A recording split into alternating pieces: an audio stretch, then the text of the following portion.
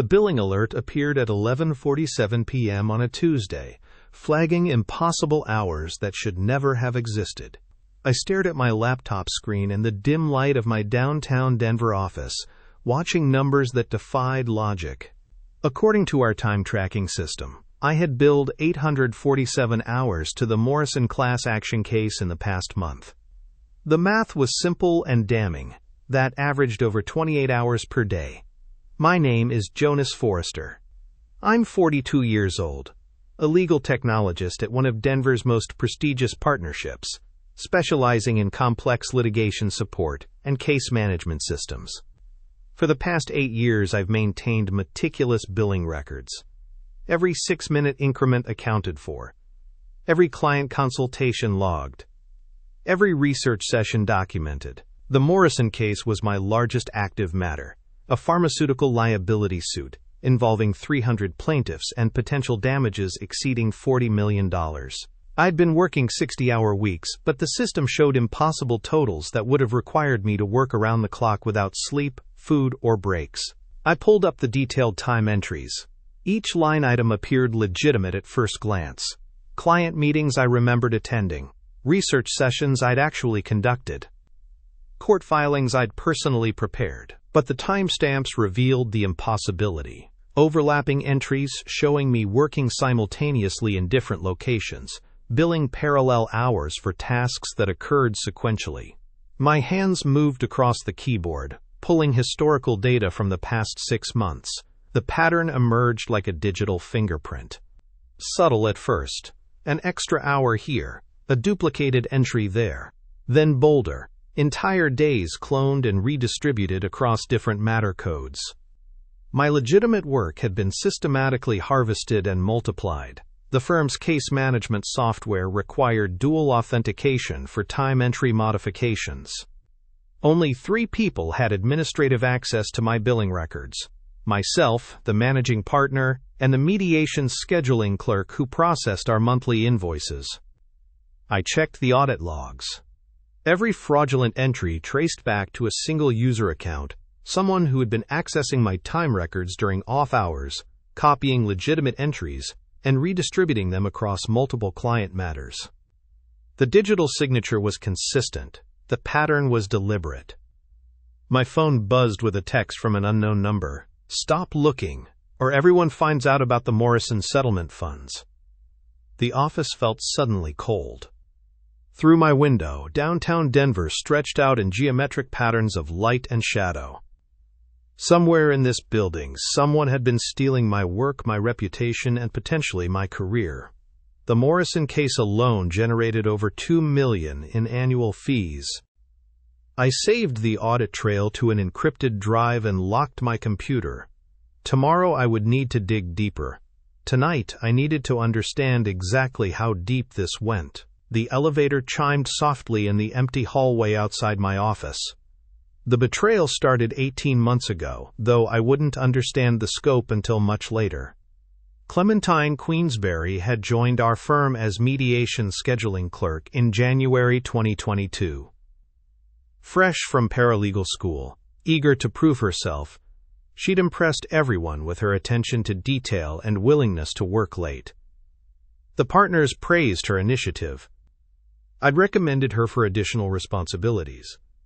We created firm policies side by side during her first month. She helped design our new time tracking protocols, suggesting improvements to prevent billing errors. Her insights seemed valuable. She understood the software's vulnerabilities better than most senior associates. The system allows retroactive entries up to 90 days, she'd explained during a training session. But it requires administrative override for anything beyond 30 days. I'd been impressed by her technical knowledge. She'd identified security gaps in our case management platform that IT hadn't caught. The managing partner granted her elevated access privileges to help streamline our billing processes. The first warning sign appeared in March. A client questioned duplicate charges on their monthly statement. Research hours that appeared twice under different matter codes. I'd assumed it was a clerical error. Clementine had volunteered to investigate, assuring me she'd found the source of the confusion. Just a synchronization glitch, she'd reported. I've corrected the entries and implemented additional safeguards. By summer, similar discrepancies surfaced across multiple client accounts, always minor amounts, always easily explained, always resolved quickly by Clementine, before anyone else could examine the underlying data. I should have been suspicious when she began staying late every Tuesday and Thursday, the same nights our billing system performed automated backups. She claimed she was running quality control checks, ensuring accuracy before monthly invoices generated. The Morrison case changed everything. A complex commercial litigation matter worth millions in potential fees. I'd been lead counsel for 8 months, working 60-hour weeks, building an airtight strategy. When the settlement negotiations began, my billable hours on the matter exceeded 3,000. Then Percival Queensberry from our accounting department called with questions about my time entries. Duplicate research sessions, overlapping court appearances, hours that defied physical possibility. According to our records, you billed 14 hours on October 15th, he'd said. But you were in court from 9 to 5 that day. The timestamps show simultaneous work on 3 different matters. I'd requested the raw data immediately. What I found made my stomach drop. Every significant case I'd handled over the past year showed similar anomalies. My legitimate work had been systematically copied and redistributed across dozens of client matters. Hours I'd actually worked were being billed multiple times to different clients. The total fraudulent billing exceeded $400,000. The audit trail led directly to Clementine's user account. She'd been accessing my time records during off hours, using her administrative privileges to clone entries and modify timestamps. The pattern was sophisticated. She'd avoided round numbers, varied the amounts, and spread the fraud across enough clients to avoid immediate detection. But she'd made one critical mistake. The system logged every modification with a digital signature. Her access credentials were embedded in every fraudulent entry. I printed the and secured it in my office safe. Then I called Percival Queensberry to schedule a meeting with the managing partner. We needed to quickly before clients discovered the extent of the billing fraud. My phone rang at 11 p.m. Clementine's voice was calm, professional. Jonas, I know you've been reviewing the billing records. We should talk before you do something we'll both regret. I hung up without responding. Her call confirmed everything. She knew I'd discovered the fraud, and she was trying to control the narrative. I spent the night documenting every piece of cream, creating a comprehensive timeline of her activities. The next morning, I met with managing partner Percival Ashworth in his corner office. The spread across his mahogany conference table told the complete story. Bank records, system logs, client billing statements, and time-stamped modifications painted a clear picture of systematic theft. $400,000, Ashworth said, reviewing the final tally, across 43 client matters. This could destroy us. I'd prepared for this conversation. The clients will demand full restitution. We're looking at potential malpractice claims, bar complaints, and criminal charges. But if we decisively, we can minimize the damage. Ashworth called an emergency partners meeting for that afternoon. I presented my findings to the full partnership, 12 attorneys who'd built their reputations over decades. The room fell silent as I walked through Clementine's methodology. She exploited our trust in the administrative staff, I explained. Her access level allowed her to modify any attorney's time entries. She targeted high-value matters where the fraud would be harder to detect. Partner Percival Blackwood raised the obvious question. How do we know Jonas wasn't involved? His time entries were the source of the fraud. I'd anticipated this challenge. The system logs show all modifications originated from Clementine's workstation during evening hours. My access credentials were never used for these changes. The digital forensics are conclusive. The partners voted unanimously to terminate Clementine immediately and report the matter to law enforcement. But first, we needed to confront her directly. Clementine arrived at the office Monday morning to find Ashworth and me waiting in the conference room. Her composure cracked the moment she saw the printed. I can explain everything, she said, but her voice lacked conviction. The system logs are self-explanatory, I replied. Your access credentials, your workstation. Your modification timestamps. The foray is overwhelming. She tried a different approach. Jonas, you know how hard I've worked for this firm. I've been here 6 years. I just needed some extra money for my mother's medical bills. Ashworth cut her off. You stole from our clients. You've exposed this firm to massive liability. There's no justification for what you've done. The confrontation lasted 20 minutes. Clementine eventually admitted to the fraud but claimed it started small and spiraled out of control. She'd been skimming hours for 8 months, gradually increasing the amounts as she became more confident in her system. We escorted her from the building immediately. Security confiscated her access cards and laptop. IT disabled her accounts within the hour. That afternoon, I called FBI White-Collar Crime Division. Fraud Strategy Enforcement Chief Olivia Grant took the case personally. Her team arrived Wednesday morning with federal warrants and forensic specialists. This is textbook embezzlement, Grant explained during our initial interview. The digital makes prosecution straightforward. We'll need your full cooperation throughout the investigation. The FBI's forensic analysis confirmed our findings and uncovered additional. Clementine had been researching similar schemes online, studying case law about billing fraud, and even consulting with a criminal defense attorney weeks before I discovered the theft.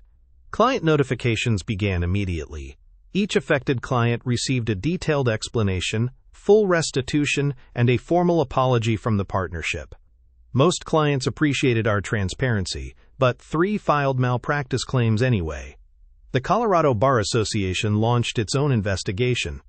I testified before the disciplinary committee about our internal controls and the steps we'd taken to prevent future fraud. The bar ultimately commended our response but required enhanced oversight procedures. Clementine's criminal trial began 4 months later. I testified as the primary witness, walking the jury through the digital and explaining how the fraud was discovered. Her defense attorney argued for leniency based on her personal circumstances, but the prosecution emphasized the sophisticated nature of the scheme.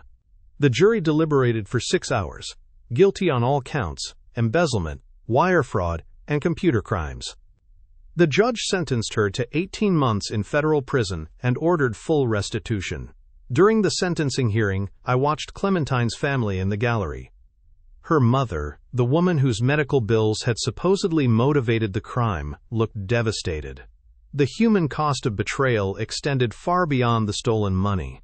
The firm survived, but barely. We lost 8 clients permanently and spent over $200,000 on legal fees and system upgrades. The partnership implemented new billing controls, mandatory audits, and restricted administrative access. I helped 3 other attorneys who'd been targeted by similar schemes at different firms. The legal community was smaller than most people realized, and word of our experience spread quickly. My expertise in billing fraud detection became an unexpected specialty. The final piece of justice came 6 months after Clementine's sentencing. The Colorado Supreme Court issued new rules requiring enhanced billing oversight at all law firms. Our case had become a cautionary tale that would protect future clients from similar fraud. But the real victory was simpler than regulatory changes or criminal convictions. We'd discovered the betrayal, confronted it directly, and taken responsibility for our failures. The firm's reputation slowly recovered, built on a foundation of transparency rather than blind trust. Standing in my office that final evening, I realized how much had changed since that first suspicious phone call from accounting. The partnership felt different now, more cautious, more vigilant, but also more honest about our vulnerabilities. 12 months later, I stood in my new office overlooking the South Platte River, watching morning joggers navigate the Riverside Trail. The nameplate on my door read, Jonas Forrester, Attorney, at Law, in simple black letters. No partnership, no firm hierarchy, just my practice. I opened a whistleblower support legal agency after leaving the partnership in March. The decision surprised everyone, including myself. But representing attorneys who'd discovered fraud in their own firms felt like natural evolution from my experience with Clementine Queensberry's betrayal. My first client was Percival Thornfield, a junior associate from a Boulder firm who'd uncovered his managing partner's trust account violations. The second was a paralegal from Colorado Springs who'd discovered altered court filings. Word spread through legal circles that I understood the unique challenges of exposing corruption from within. The agency occupied 3 modest rooms in a converted warehouse. No marble lobby or mahogany conference tables. Just functional space where attorneys could speak freely about their discoveries without fear of retaliation. My former partnership had recovered more successfully than anyone predicted. They'd hired a new mediation coordinator and implemented the billing oversight system I'd recommended. Percival Ashworth still called occasionally for advice on fraud prevention measures. The Colorado Bar Association invited me to speak at their annual conference about internal fraud detection. Standing before 200 attorneys, I shared the lessons learned from our experience. The presentation generated 17 new cases for the agency.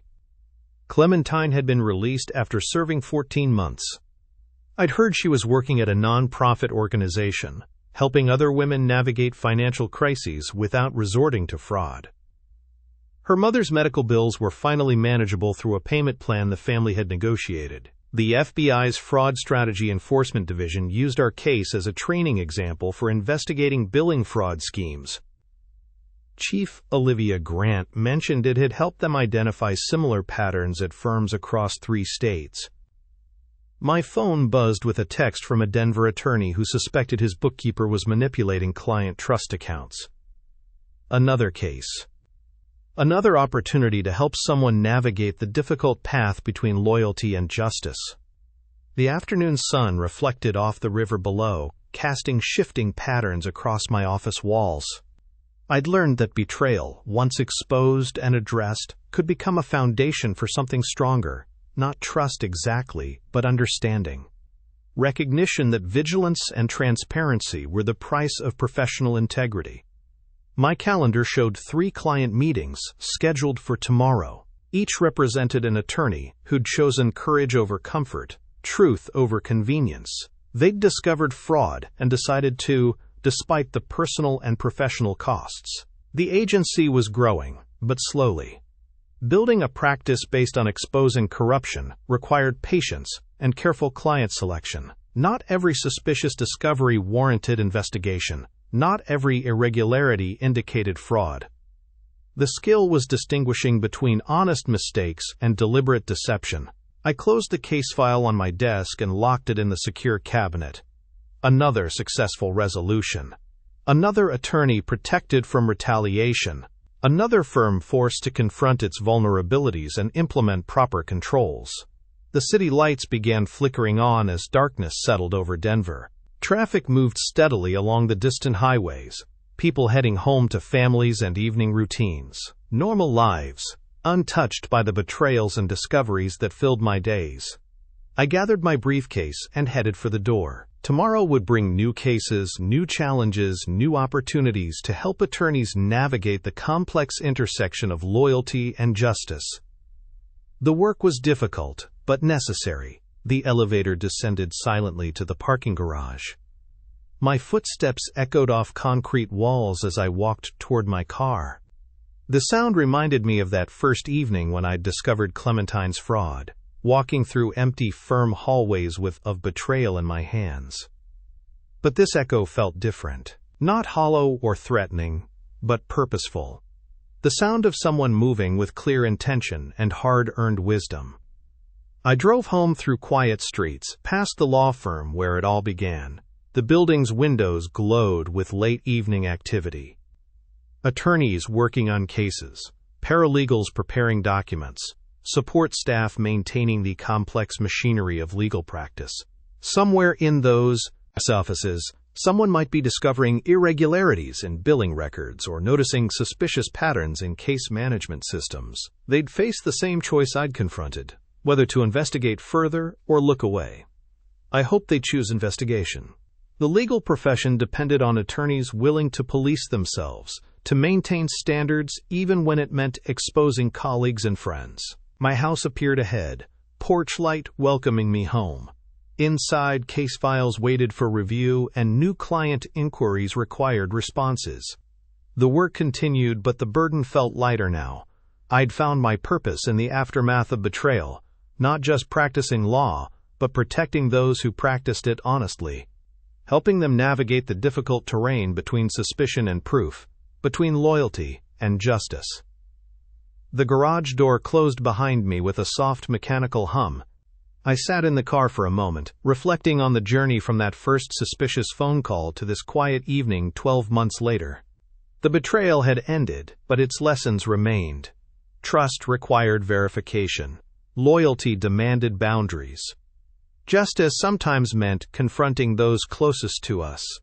I walked into my house and set down my briefcase. The familiar routine of evening, dinner, case review, preparation for tomorrow's challenges. Simple activities that felt profound after everything that had happened. The phone rang once, then stopped. Probably another attorney who'd discovered something troubling and wasn't sure how to proceed. They'd call back when ready. They always did. I opened a bottle of wine and stood at the kitchen window, looking out at the city lights. Denver sprawled before me, full of law firms and legal professionals navigating their own challenges and temptations. Some would choose integrity. Others would rationalize small compromises that led to larger betrayals.